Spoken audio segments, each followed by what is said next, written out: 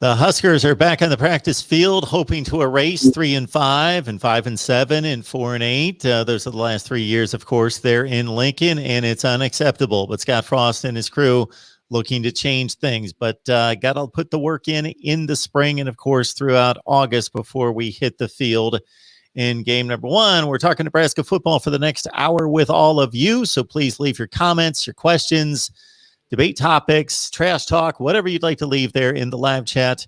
And you basically produce the show when it comes right down to it. So we're going to talk Nebraska football regardless for the next hour. But whatever you leave there in the live chat, we will pass on to Gregg Peterson from Huskeronline. They're on Rivals. Gregg, how you doing tonight? I'm doing fine. Mark, how about you? I am doing just fine. We also have Chris Wall checking in from Husker Hype. Chris, how you doing tonight? Hey, guys. Doing well. How you been? Hey, Chris. We're good. Good. I'm going to leave some of the comments that have already been placed in the live chat for a few minutes from now because people are already diving into yesteryear and debates about teams of the 90s. So we can leave that for a little bit later. We'll start with, Gregg, something that you just mentioned to me a couple minutes ago regarding the media's access to Adrian Martinez for the first time of the spring. And he had some interesting things that he took off on. Yeah, we got to talk to him and quarterbacks coach Mario Verduzco yesterday. So it's kind of nice to get back the second time that we've had a chance to see people in person now. Including last Wednesday. So get another shot at him tomorrow, talking to some defensive guys. But the biggest takeaway that I really had was Coach Verduzco was asked. Verduzco went before Adrian came out, and he was asked the biggest thing that he needs to see from Adrian, and it was pretty hostile the way he said it, but he said no more frickin' turnovers.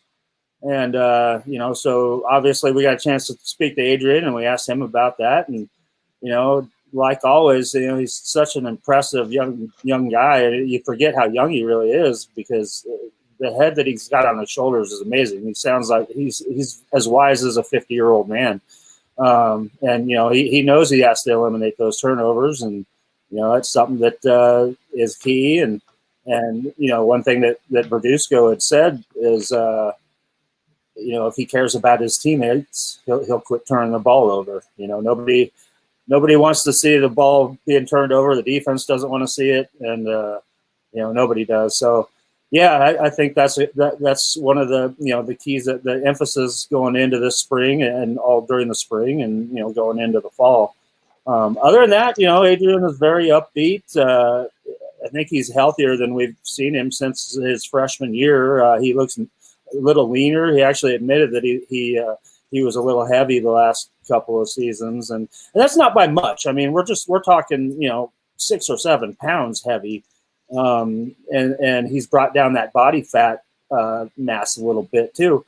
So I think you're going to see a more explosive Adrian Martinez next year, and just a better ball control, better ball manager with his decision making, and it's like we talked about last time, Mark. It's his show. It's his show now. There's no more Luke McCaffrey waiting in the wings, and it's all him. You got Logan Smothers, behind him, giving him some competition, but it's all about him right now. And another thing that was a big takeaway that I got that we'd asked Coach Verduzco was about benching Adrian and how he took it, and Coach Verduzco got very emotional about it. Saying how hard it is sometimes that you just have to tell somebody the truth, and he thinks of Adrian as his own son, and it wasn't Coach Verduzco's call either. It was Coach Frost's call to do that. So, but Coach Verduzco had agreed to it. I mean, it was his decision too. I mean, so, but it was tough, and and I think Adrian's grown a lot just by going through that competition and then seeing what he can do, and when he's got the confidence back like that. Another thing too is he was asked about Wandale and Luke leaving, and Adrian, said they got to do what's best for them, and he's going to miss being friends with them and hanging out and stuff, but he wishes them the best. No hard feelings. So those are the biggest takeaways I had out of talking with those guys yesterday.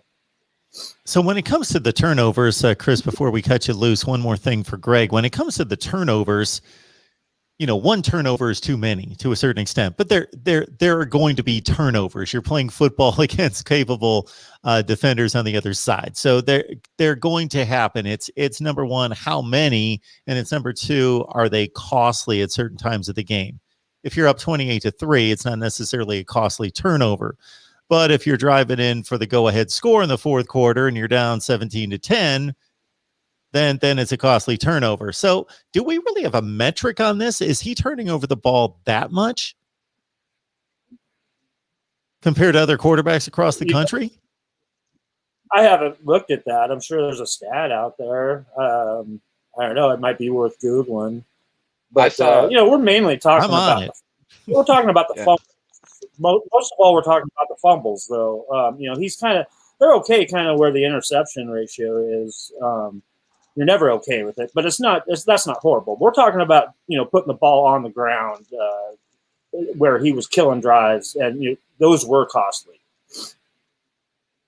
Hey, Chris, your thoughts. This is Chris Wall from Husker Hype. Your thoughts about Adrian Martinez. And again, I just think he's become victim to hot shot coming into college, so much expected of him.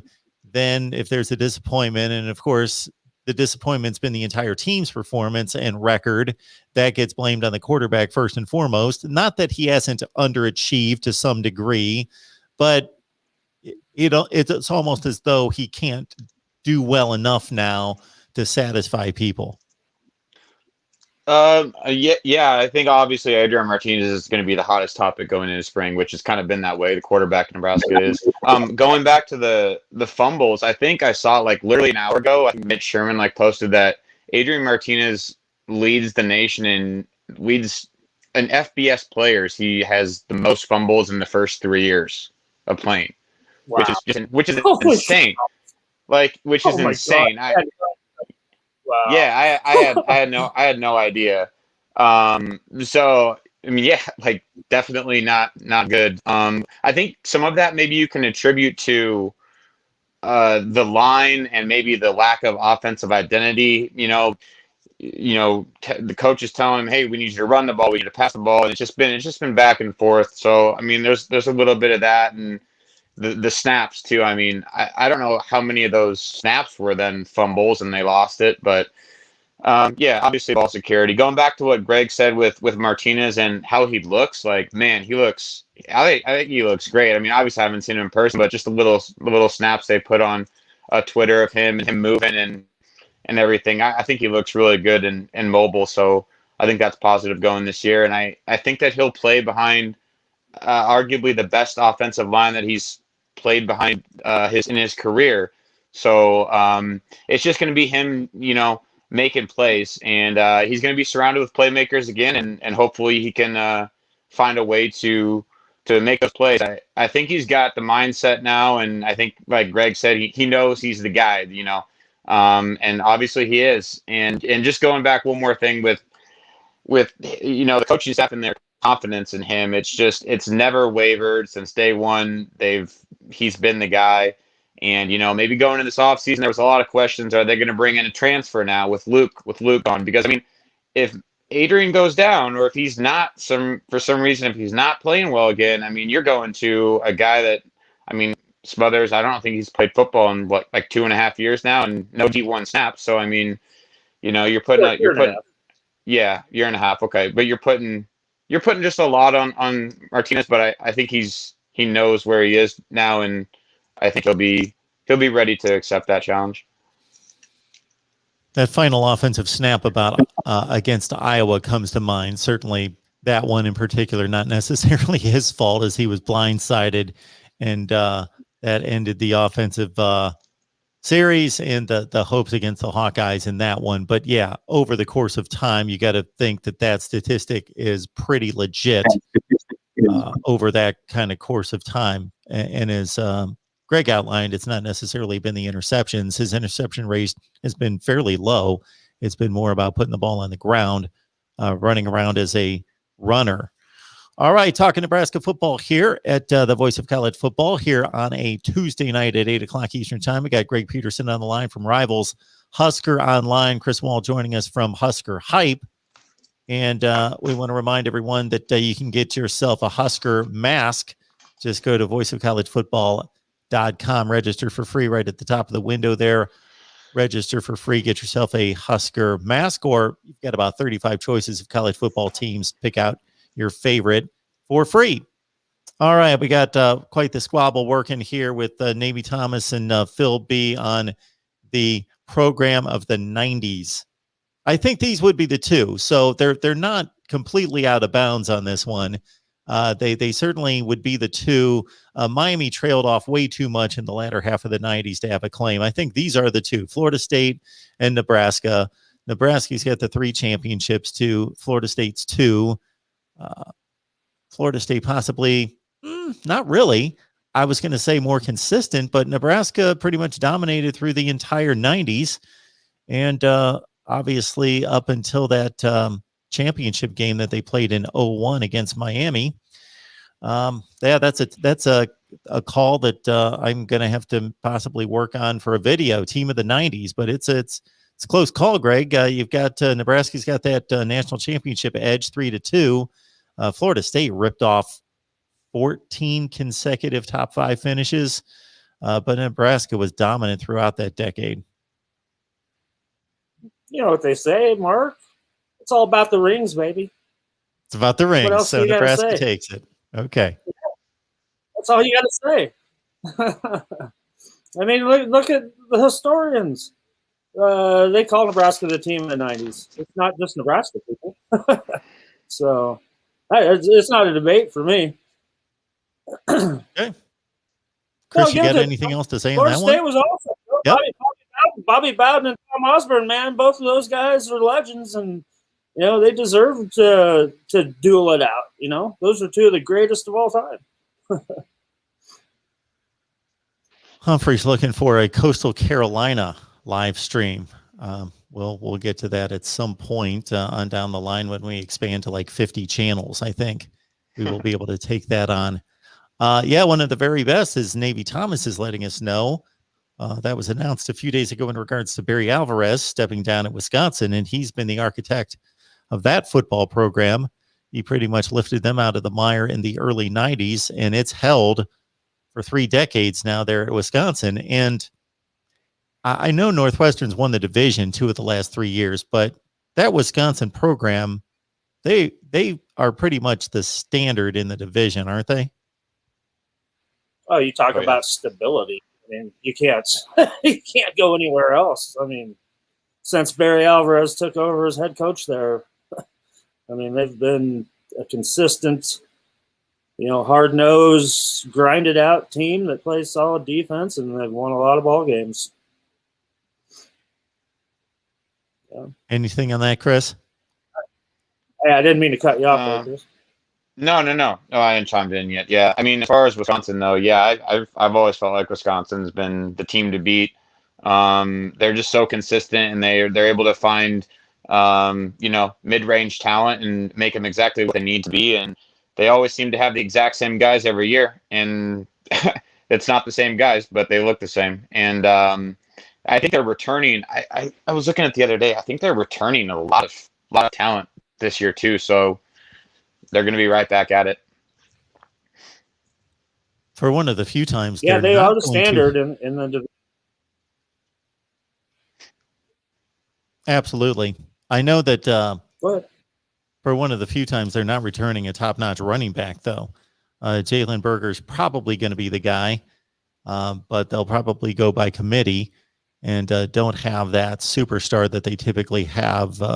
Jonathan Taylor, Monte Ball, Melvin Gordon, James White, Ron Dane. We have a ton of them. We know them. We know Oh, them Melvin very Gordon, well. you know that name, don't you? We Almost picked know you him. for four I bills, right? What was that? Most of them. 406? Most of them hold records against us.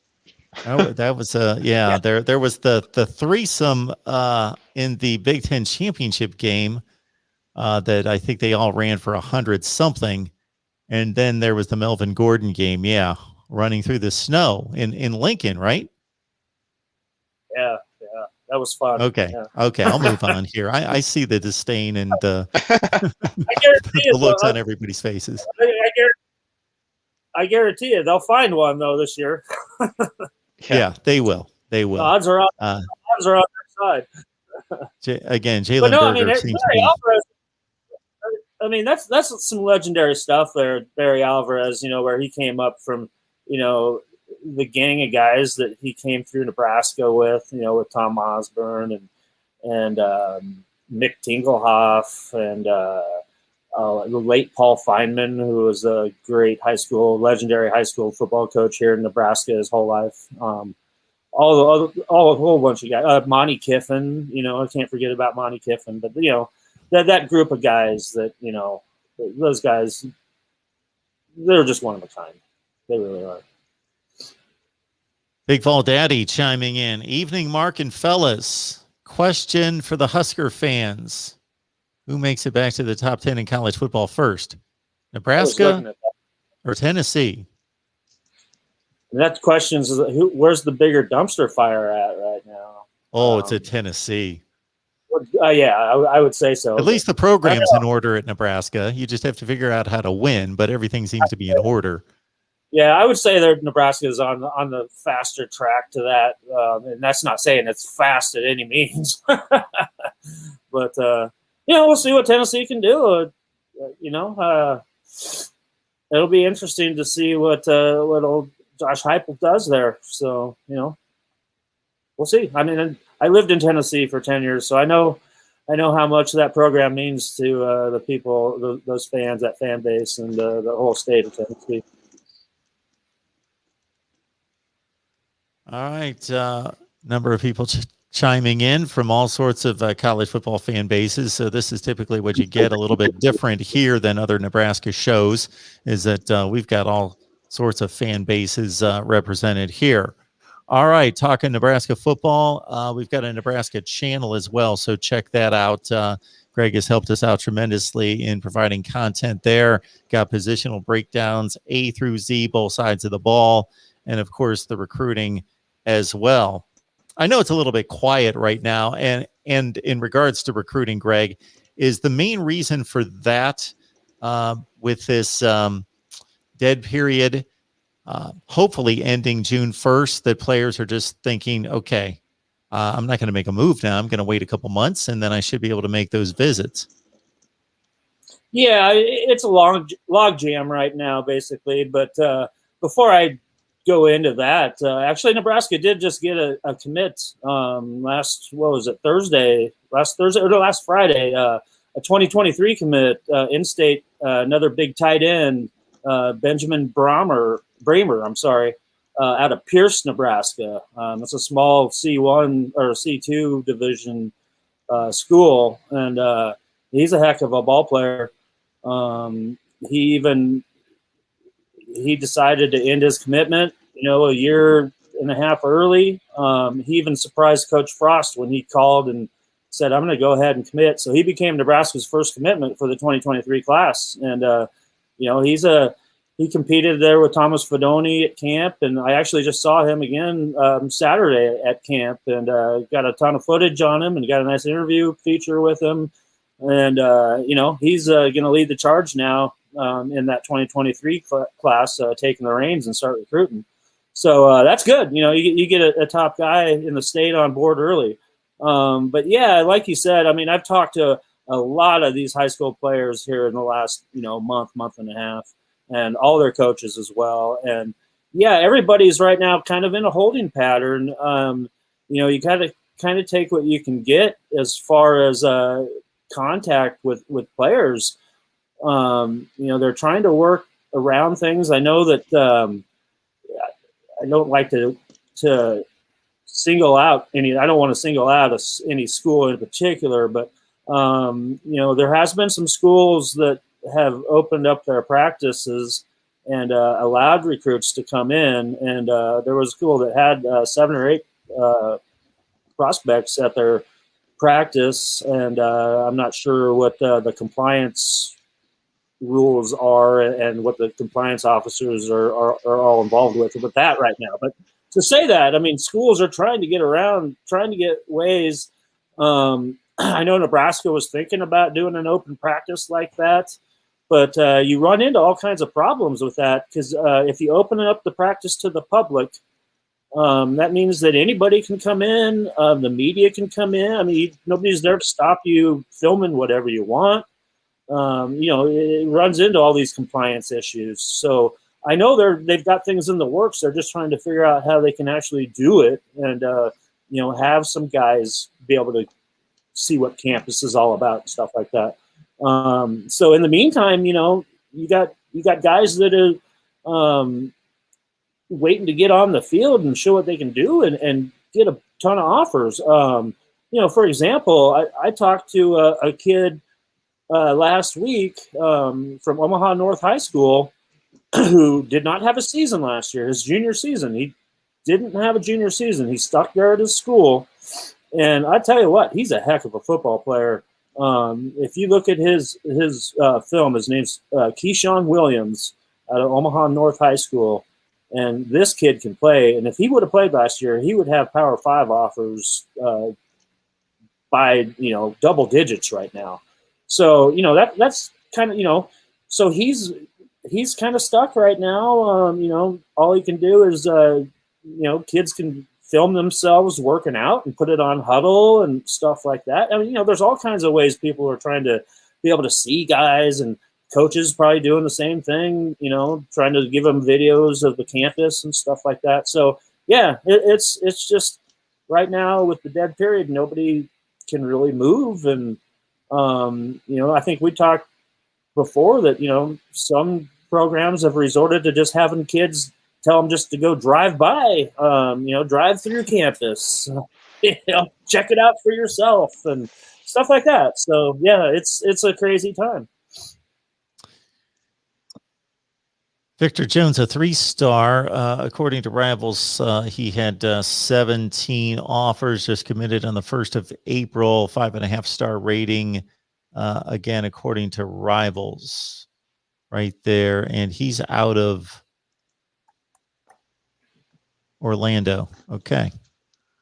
All right. Very good. Comment coming in from our man Reasonable Gump, who would like to see Alabama Nebraska series, harkening back to some matchups from the 70s, but you may want to put the brakes on that for a few years. And with all these games being scheduled 12 years in advance, I don't think you need to worry about that happening. But that leads me into this situation that came up, I guess it was about 2 weeks ago when it hit social media about all the attempt by the Nebraska football program administration, whomever was the catalyst for it, to dump the Oklahoma game. And of course, when fans react, they're going to react to the competition on the field. They don't think about logistics. They don't think about money. They just think about, oh, they must be dodging Oklahoma because Oklahoma is really good and we're not, or they're not. And then there was an explanation a little bit later by Nebraska. So that came down to a response to the pandemic and the money situation in which the revenue was cut short last season and just trying to get an extra home game, correct? Yeah, the bottom line, that's what it came down to. Nebraska was trying to shuffle their schedule around to add another home game just to try to recoup some of that revenue. So, yeah, that whole thing kind of got blown out of proportion. And Nebraska's AD, Bill Moose, didn't do it any favors. I think he's kind of confused everybody with his initial comments on the whole deal. So, yeah, I mean, there was no way that they were going to, cancel a series against Oklahoma. That wouldn't fly for either one of those fan bases.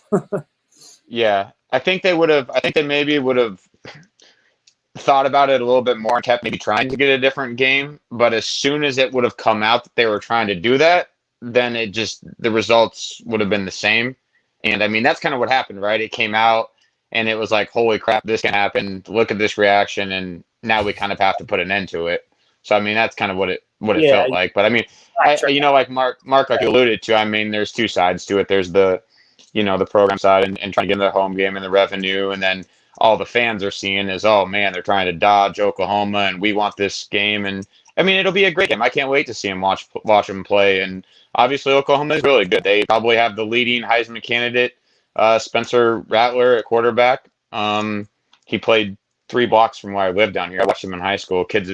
He's insane. So it'll be fun to watch him though. So I'm excited. Where are you located that you saw Spencer Rattler? Right there in town? Yeah, I live out here. I live in North Phoenix, so he went to Pinnacle High School, and he's right down the street from me. So I used to go watch him play Friday night. That'd be a fun Friday night.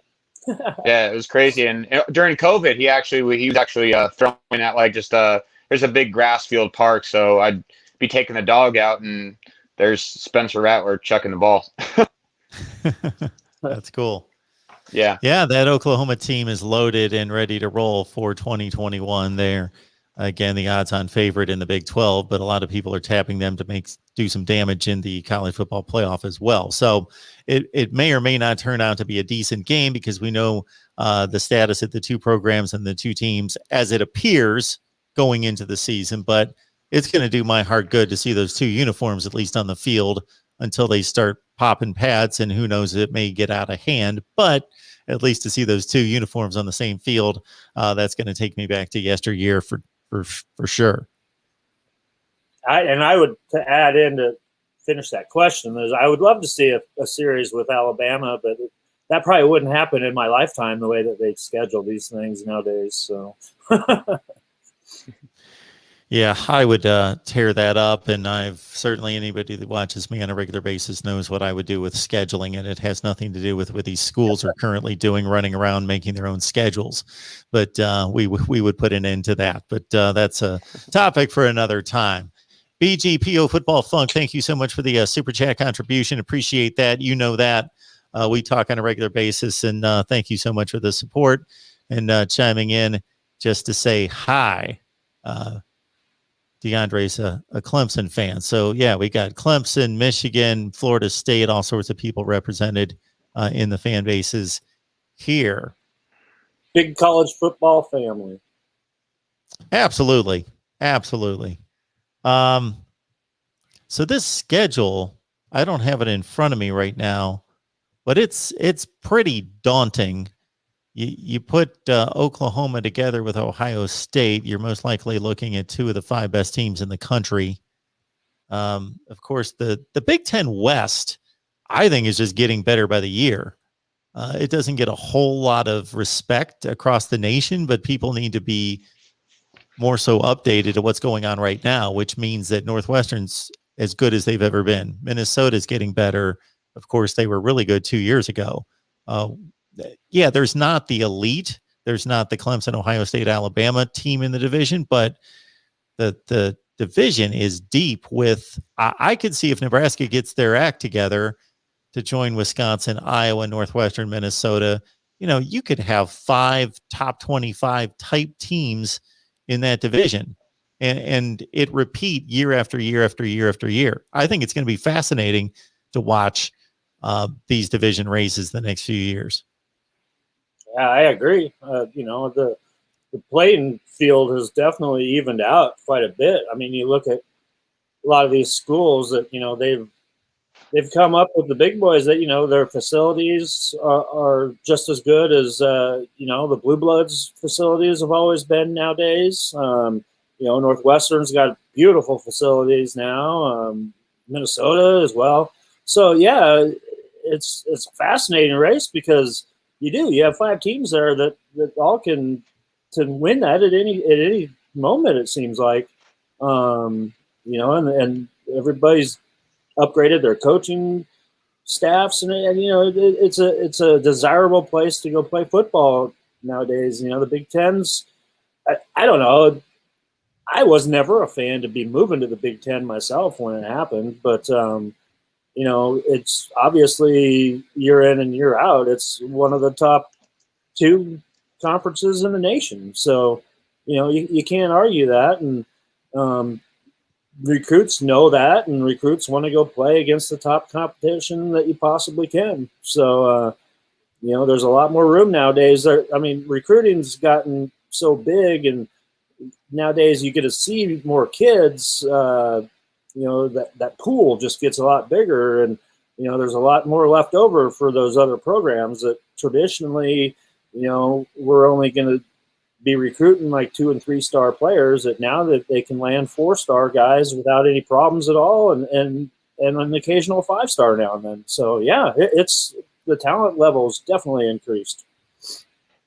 Yeah, I agree across the board with the West. I mean, they're all tough teams. It's just, when there used to be maybe this was a gimme win. It's just that it's not going to be that anymore. It's going to be a fight every Saturday, and I think that Nebraska's had some growing pains with when Frost came in, just with obviously the roster he was dealing with, and then some people leaving and him needing to get the guys in that he's needed to get in, development, the offensive line, defensive line. So it's just there's been a lot of growing pains to, I think, make Nebraska one of those tough teams to beat.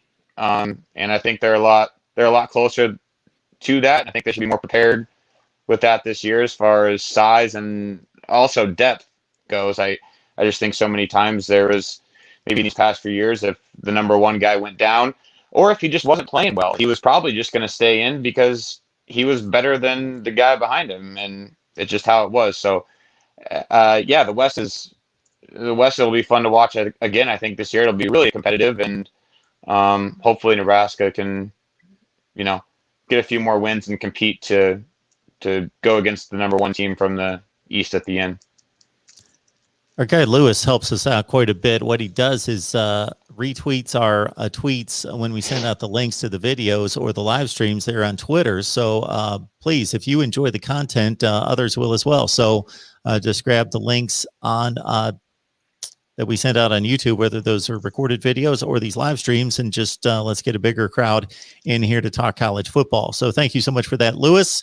And BGPO Football Funk, another contribution here. Thank you so much for that as well, sir. Going back all the way to January 1st, 1984, a day that will live in infamy. Should have Nebraska won part of the championship in 1984. I think they would have won the championship in 1984. I don't think anybody was going to get number 1 votes because everybody else had losses and they did not. So that would have just been a tie, DeAndre. But anyway, in terms of Osborne going for the tie against Miami, of course, again, just a historic date in college football. If anybody's unaware, just to fill you in, Nebraska, arguably the greatest team of all time in 1983, playing an upstart Miami team with Bernie Kosar at quarterback, 17-point favorite. It's a 30-30 potential or 31-31 game. Had Nebraska, after scoring a late touchdown, kicked the extra point. They went for 2. Ball was deflected in the flat in the end zone, and they were denied a national championship with a loss. And again, one of the great teams of all time. And at the time, and I discussed this, guys, a few days ago concerning Howard Schnellenberger. Just this is a timely conversation because he just passed away a few days ago. And what a legacy this guy has. It goes way beyond just looking at the record and saying wins and losses, this is what it is, winning percentage. Because one of the most inane things I've heard recently is that he is not in the College Football Hall of Fame because there's a criteria that if you're a head coach, you have to have a 60% winning percentage. And his is like 589. So it basically is 1% off. He built 3 programs. So somebody needs to educate some folks too. When you're building programs, it's difficult to have a good winning percentage because you're building a program. So he built 3 of those. He went to Miami. They were ready to shut down the football program. So he took them from abyss in 1979 to winning a national championship 4 years later.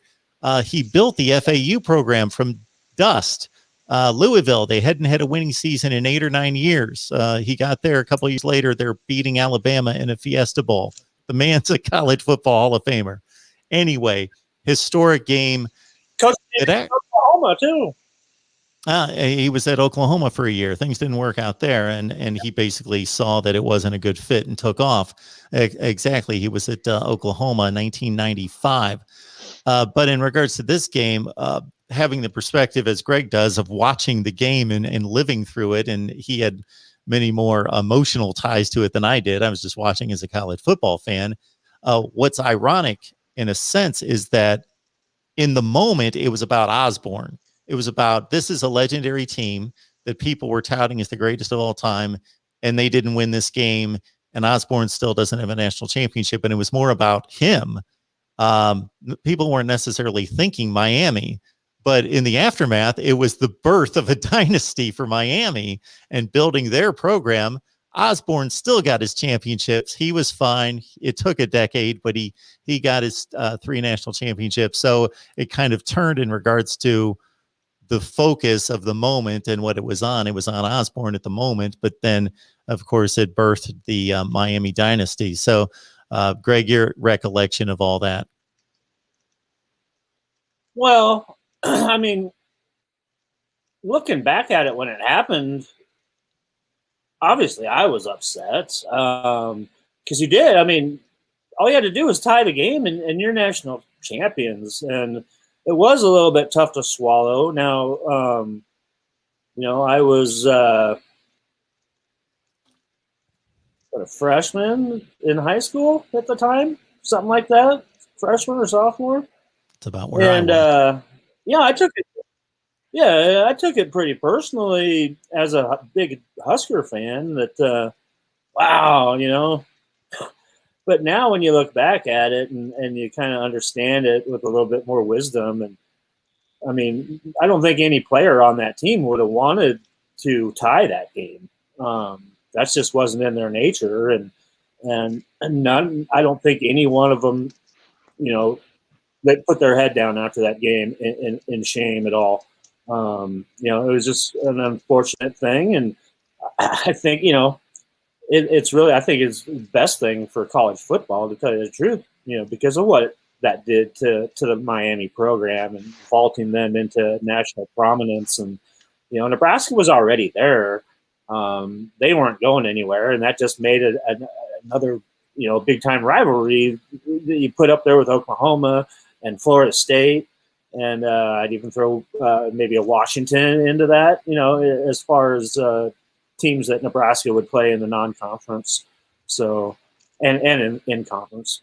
But, I mean, it hurt at the time. But looking back at it, if they would have tied it, I probably wouldn't even want to count that one either. Just because of the integrity that I have and been around the game for so many years. So, yeah. For any younger people who are unaware, just to clarify, there were ties in college football until 1997. So they would have walked off the field with a tie. That's just the way it was then. Yep. Sure, you've seen the play a million times, Chris.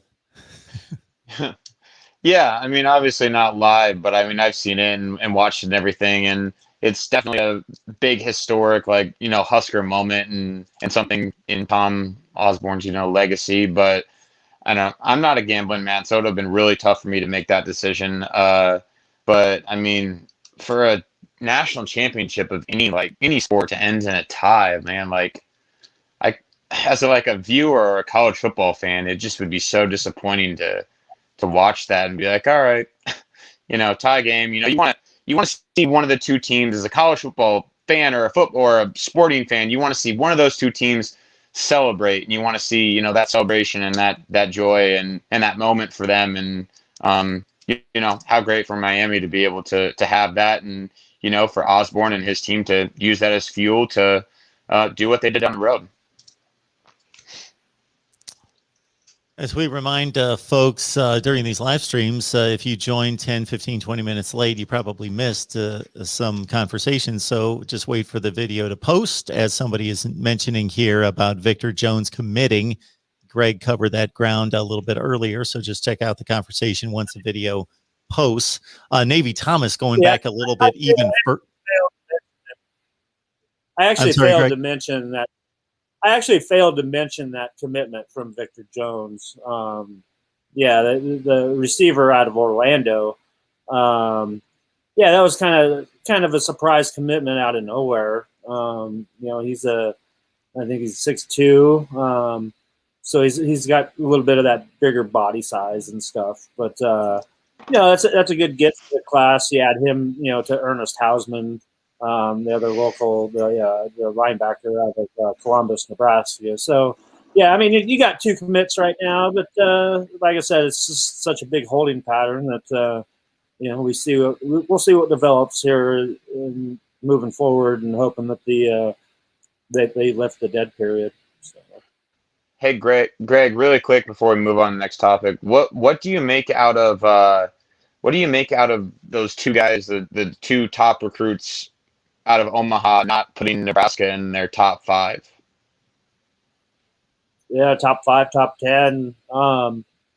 It really, for people that know these kids, this hasn't been a surprise whatsoever. Nebraska fans probably took it that way. Both of these kids, neither one of them had a season last year. And I think just early on in their recruitments, I just don't think that they didn't think that Nebraska showed them enough love, just to kind of put it bluntly. So I think that they started looking elsewhere, and neither one of them really have, any ill feelings about leaving the state whatsoever. And both of them are excited to go see what's out there. And they're probably going to end up at the same school because that's how close both of them are. It definitely hurts. And then you got to throw in the other one, Caden Helms as well. Bellevue West has 2 of these top 10 tight ends in the country for this season. And he's not putting Nebraska in his top 10 either. Obviously, some of this has to do with the competition that they've already got. Bringing in 3 tight ends in this fresh class, and 2 out of the 3 of them are already going through spring ball. And from everything I've heard, is Thomas Fedoni looks pretty darn good already and is picking up the playbook a lot faster than people were expecting him to. So that has to play a part in it. But, you can't fault these kids for, if Notre Dame's going to offer you, you can't fault them for, maybe wanting to go to a Notre Dame to get a degree from a school like that, or to go to an Oklahoma, or, Arizona State is up there. There's a lot of big, good programs that these guys are looking at, and you can't win them all. So I don't think it hurts Nebraska in any way, shape, or form. They're both really good players, but that just means Nebraska has to go a little bit farther away to find guys just as good to bring in. We had somebody in the live chat asking for a prediction on the 2021 season, which I'll throw around all sorts of predictions, but the last one that goes on the record is like late in August. I'm not making predictions for the season in April, but we can have fun with that kind of conversation, no doubt. But in terms of my final predictions, mine personally won't be out there until August. And then Navy Thomas jumped on it before we get to it. Just to basically say 2021 is going to be another cluster. Wow. Come on, Navy Thomas. Come on. Let's be a little bit more optimistic about it. Killing me, Navy Thomas. Hey, that doesn't surprise me at all. He tells it like it is. I am looking at it, guys, and it looks like about 6-6 to me, to be realistic. I will say this, that if you take most of the major magazines, I'm going to throw this one in here for a little optimism. If you go through the major magazines, Street and Smith's, Athlon's, Lindy's, blah, blah, blah, you know what I've noticed?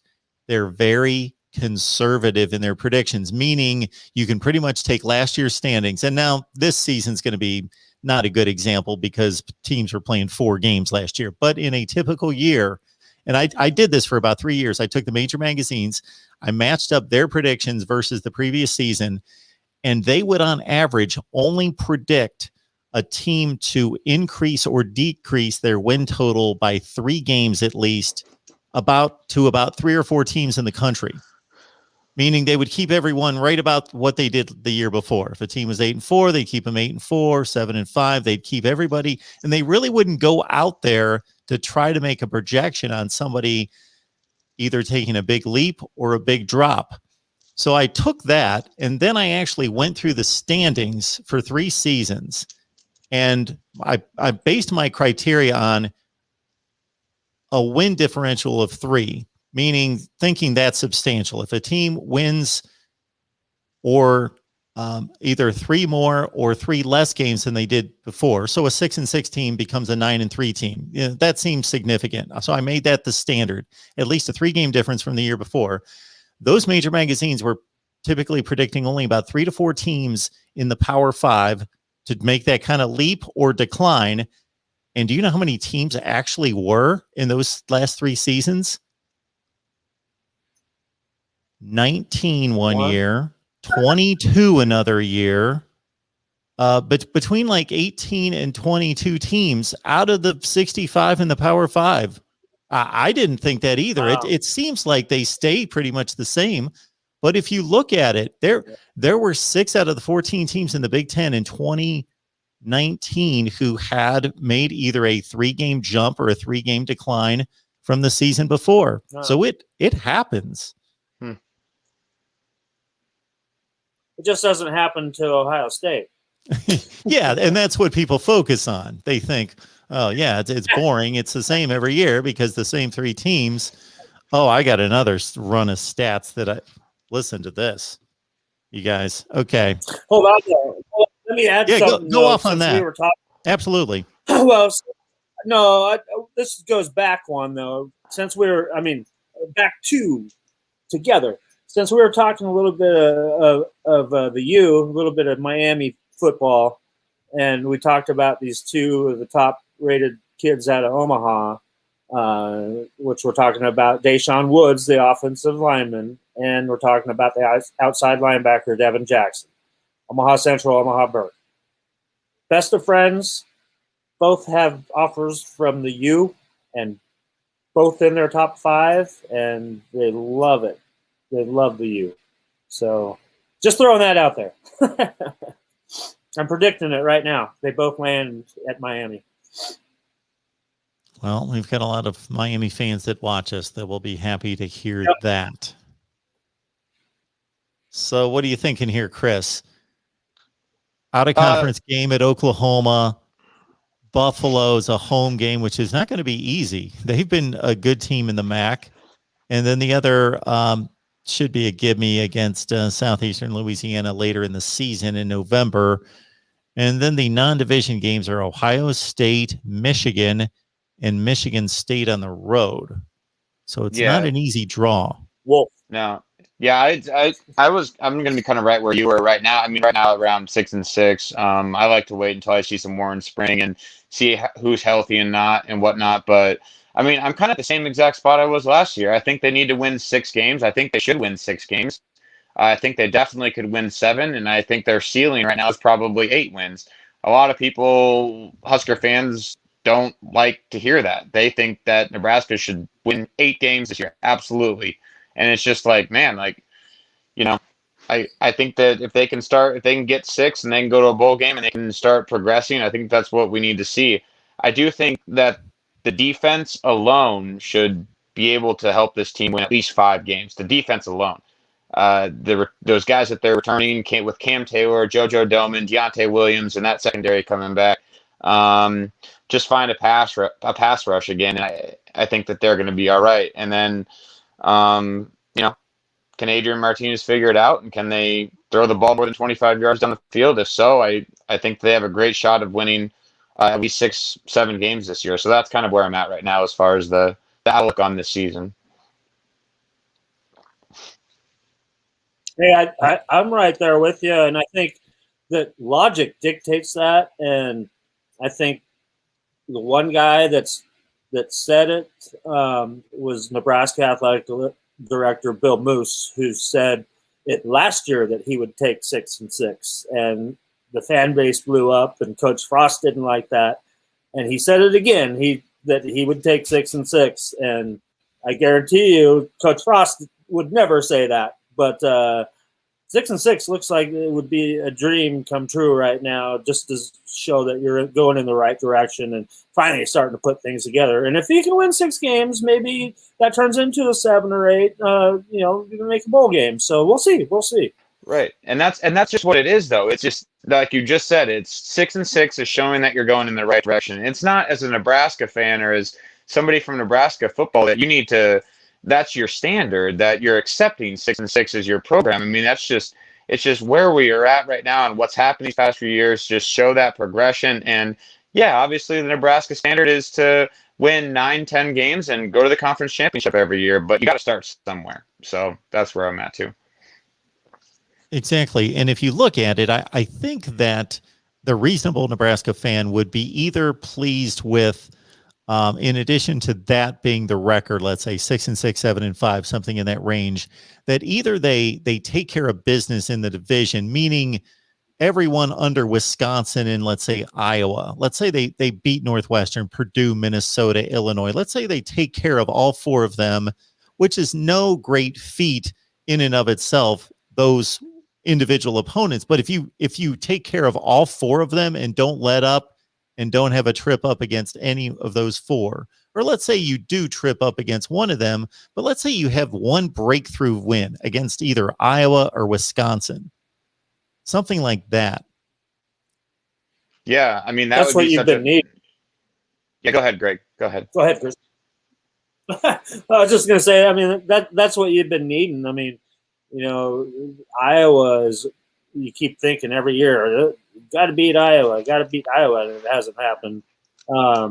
Wisconsin's always right there. Northwestern, Minnesota has been, it's just, it's tough. It's tough. And, you need that breakthrough game. With one of those big boys, the problem is that you're losing these games that usually you're going to win. You throw them away. The Illinois game last year, pathetic. Games like that you're favored in, you need to take care of business. So that's the biggest thing, and then knock off one of those other guys and keep yourself in that race. Right up until the end to maybe play for a Big Ten title. Yeah, that's what I was going to go off and say too. Is if you can win one of those big games, those feel good games. I mean, when's the last time we had one of those? I mean, maybe that Michigan State game in the snow, But I think what Mark you're alluding to also, if you can win those, those 4, your Illinois, Purdue, Minnesota, Northwestern. I mean, those are all really great wins. I mean, those are tough wins.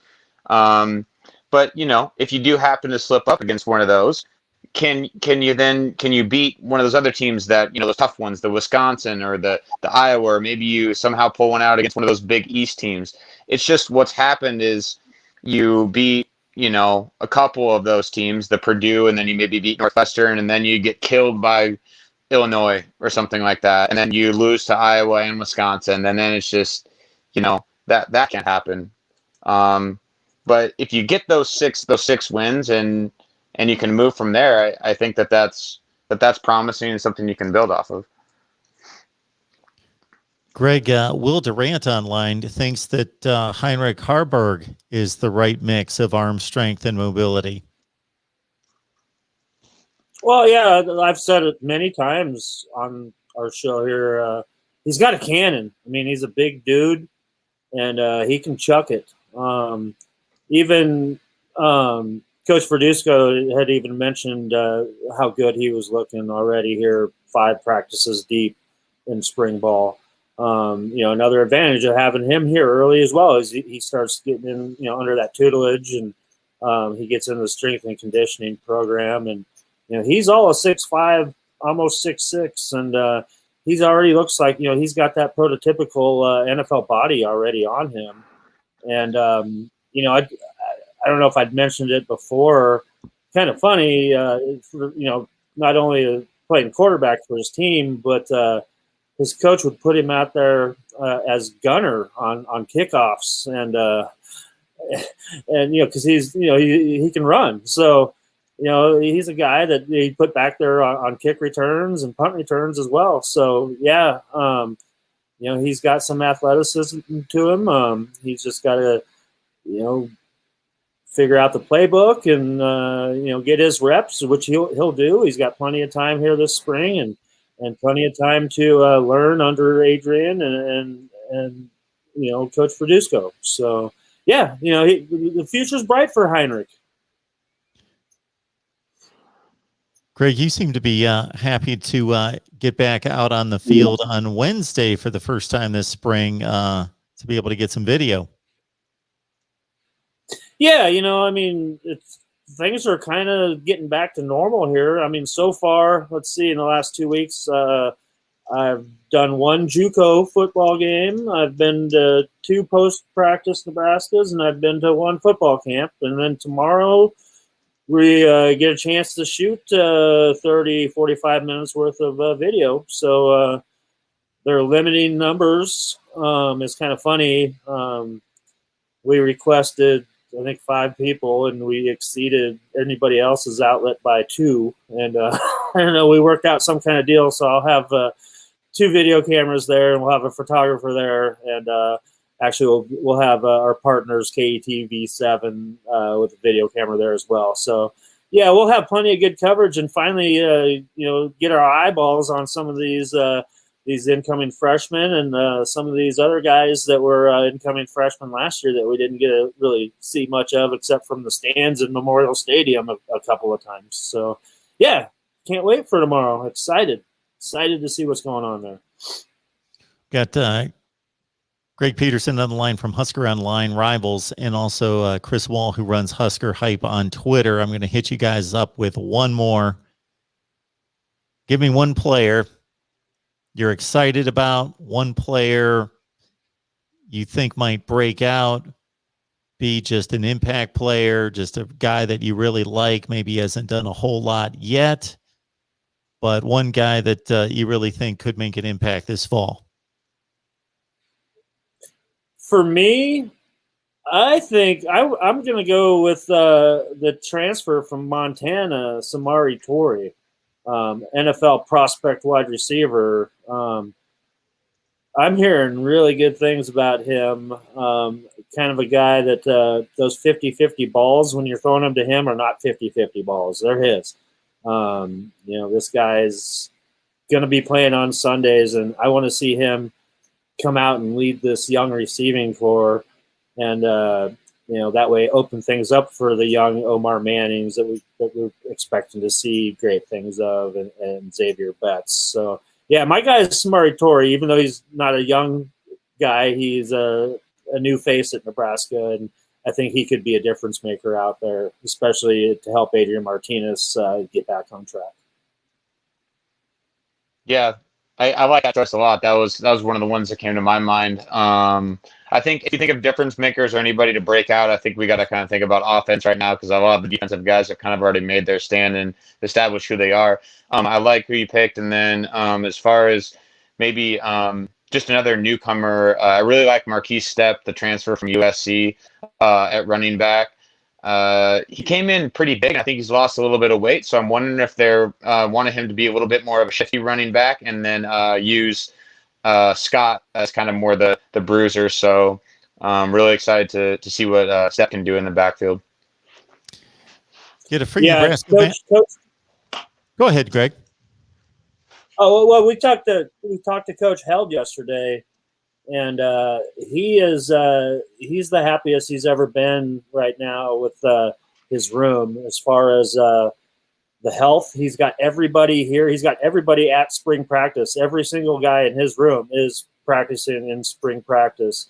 And, Marquise Stepp is that guy that's going to be expected to be able to maybe provide that stability that they've been looking for in the running game. And young incoming freshman Gabe Irvin apparently has been looking really good, and and then you got some of the other stable of young guys that didn't get a lot of chances last year due to various other reasons. So I'd never seen Coach Held so excited about his room, especially at this time of the season. But if they can stay healthy, and it sounds like there could be a change in that Nebraska running game and start being pretty productive out there.